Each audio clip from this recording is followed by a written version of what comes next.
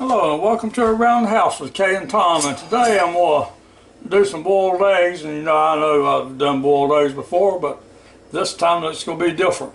Now when I first got my original Ninja FOODi, I went out and bought all this stuff, and come to find out you had to have an 8-quart cooker to cook in it because it was too tall for it. So I've just been letting all that sit back there till lo and behold, I come out with this Ninja FOODi DELUXE, and it's 8-quart, and it's high enough, I think. I haven't set these down in there yet, but I think it's high enough where you can put these down in it without the top hitting it. And so we're going to boil these, and when we do, I'm going to do a little experiment on the end. Everybody says, or not everybody, but a lot of people say if you crack them on the end before you put them down in the ice water, that they peel easier. So I'm going to do an experiment. I'm going to do 3 that I'm going to crack when I take them out, and the other 3 I'm not going to crack when I take them out when I put them in the ice water. And that's ice water deal. It comes down from generations way back there, I think Kay said her grandmother taught her about putting them in ice water. Of course, if they did, they had to chip ice off a block because there wasn't any ice makers. So anyway, hold on, we're going to get started with this. Now the first thing I'm going to do is I'm going to take this little silicone mat here and put down in the bottom of this. I wish I had a round one. I'm going to have to get me a round one to go in there. And I'm going to set that egg rack on it because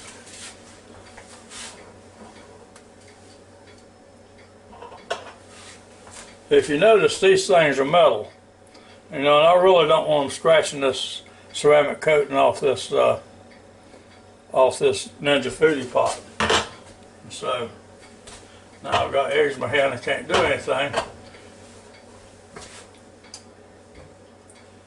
We'll take this larger piece here and we'll set it right down in here. Make sure it's sitting on those, make sure it's sitting on that mat. Alright, now we'll put my 3 eggs down there on that, and we'll turn the big side down.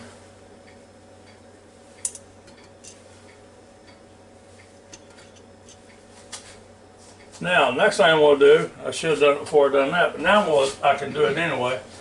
I'll put my 1.5 cups of water in here. Just like that.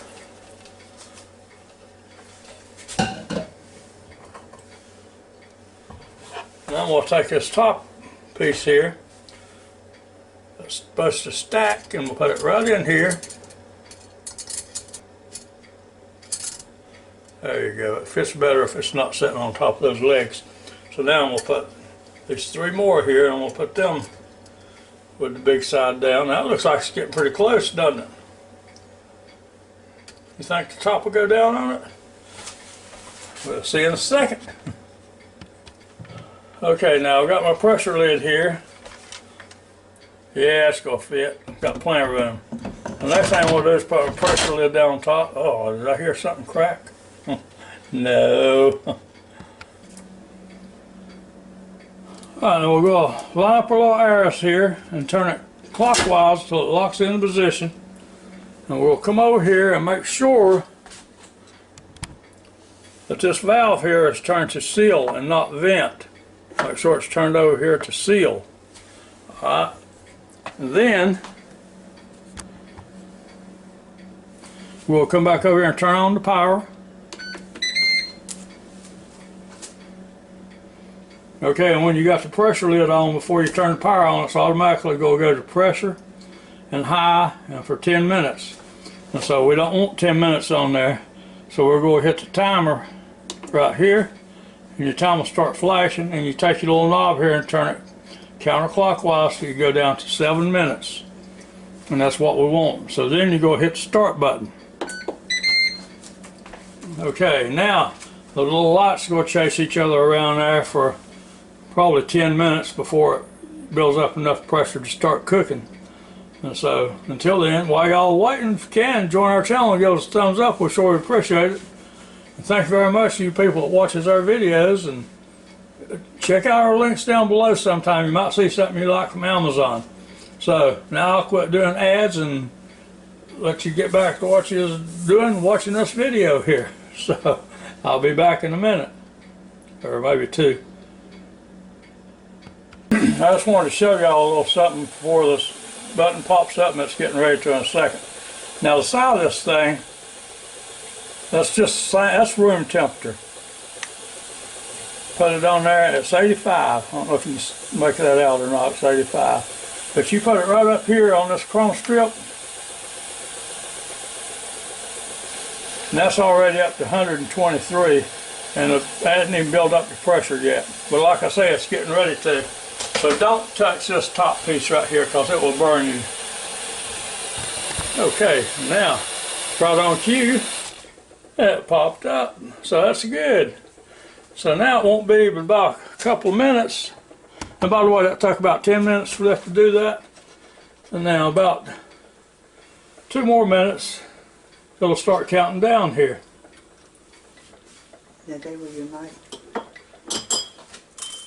Alright, and you see it started counting down from 7 minutes there about 10 seconds ago. And so about 7 minutes now we're going to have some boiled eggs here. Well, I hope. I hope when I put the top on there it didn't bust those top 3, but we'll see. You know it didn't. So we'll be back in a minute. Okay, now it's got less than 10 seconds left on it, and I'm fixing to hit this relief valve here. I'll let it get out of there. And it's done. Now it's keeping warm and I'm letting it off. Now this will always tell you how long it's been sitting there after you hit the valve to let it go. So, alright, well not really that, but after it counts down to 0, this will start counting up to let you know how long it's been sitting there. Because a lot of times when you're cooking beef or something like that, you want to sit there and rest for a couple of minutes before you release the pressure on it. So now I finally got it out. So let me get over here so you see this pin drop.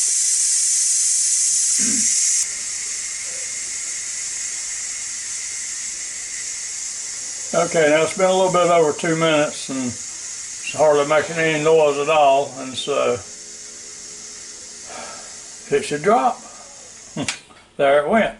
Now, the next thing we're going to do, okay, now I wanted to see down this pot now. This little metal rack here is still, all 3 legs are still sitting on that silicone mat there, which means it didn't go over and it hadn't hurt your pot or anything like that.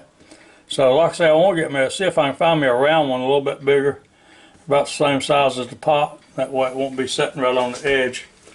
And so now, for these eggs, now 3 of them I cracked and 3 of them I didn't crack before I put them in this ice water. Now that one is still intact.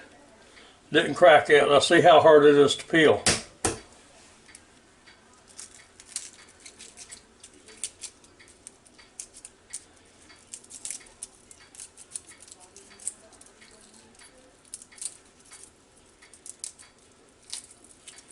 It's not too bad, but it could be easier.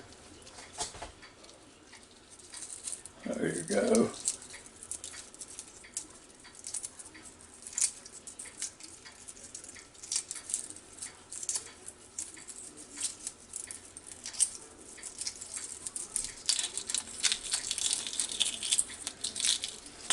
So actually you can see it wasn't too bad, and like I say, that one wasn't, that I didn't crack that one before I put it in the ice water. And that looks like a pretty good egg right there.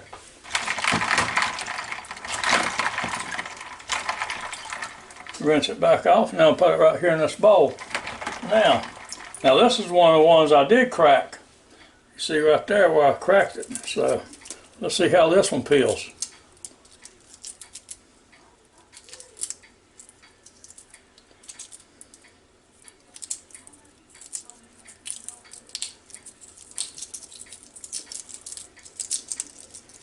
So that's pretty good. But now I'll tell you the honest truth, I can't tell a big difference in them. I guess this shell wasn't quite as crumbly coming off as the other one was.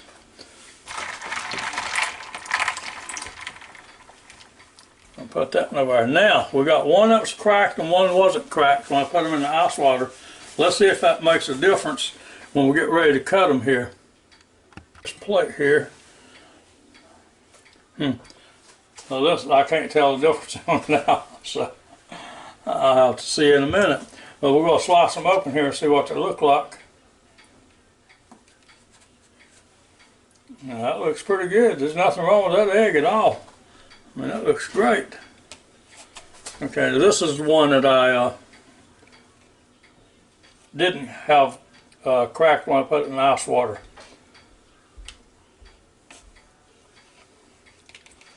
That one looks just as good.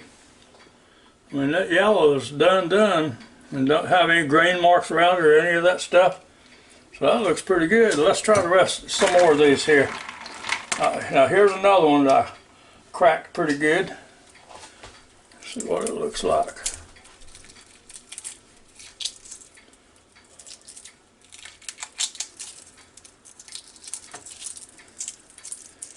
Yeah, cracking might help them some. So far though, I've done 2 of them that I've cracked and only 1 that I haven't cracked. Although the 2 that I cracked did come off real easy. But you can see that's a good egg right there. It doesn't tear any of the meat off of it or anything. Now this one I didn't crack before I put it in there.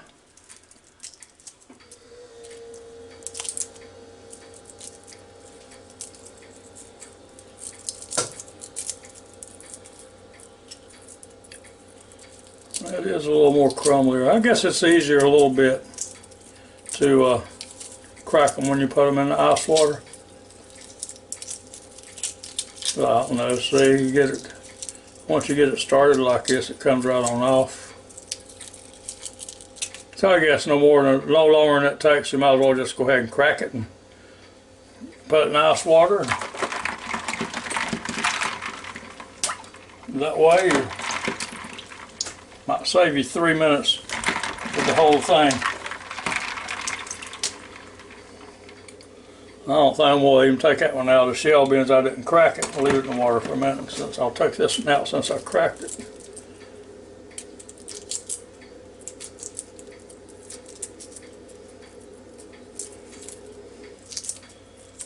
Yeah, it does come off easier if you crack them before you put them in the ice water.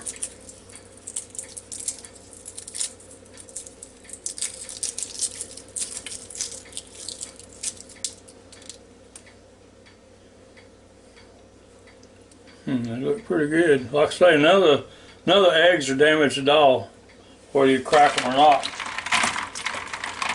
So I'll know now when she gets ready to make deviled eggs for the holidays, we might as well fill this thing up as full as we can get it and turn them on, cook them for 7 minutes and do this, and then put in another batch maybe, because this thing holds 1, 2, 3, 4, 5, 6, 7.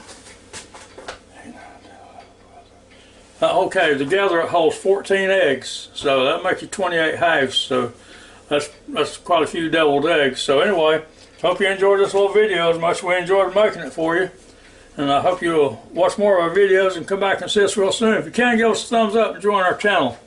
Until next time, y'all have a real good and safe day now. Goodbye. You want a boiled egg, right?